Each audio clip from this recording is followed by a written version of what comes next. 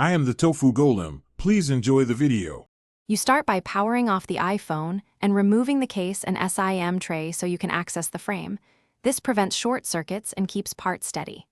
Once done, unscrew the 2 pentalobe screws at the lightning port, then use a suction handle and pick to lift the display slightly. Do this slowly to avoid tearing the display cable. Make sure to place screws into labeled compartments because the board uses different lengths and you'll need them in the right holes later. You disconnect the battery first to avoid accidental power on. That stops current flow while you work. Next, remove the display bracket screws and lift the connector shields to release the display cables. Keep track of each screw type. Once the screen is clear, locate the volume button flex and its bracket, carefully unpeg the cable, then remove the faulty button assembly. Replace with the matched part, align clips and springs, and gently press the flex back into the connector until it snaps into place.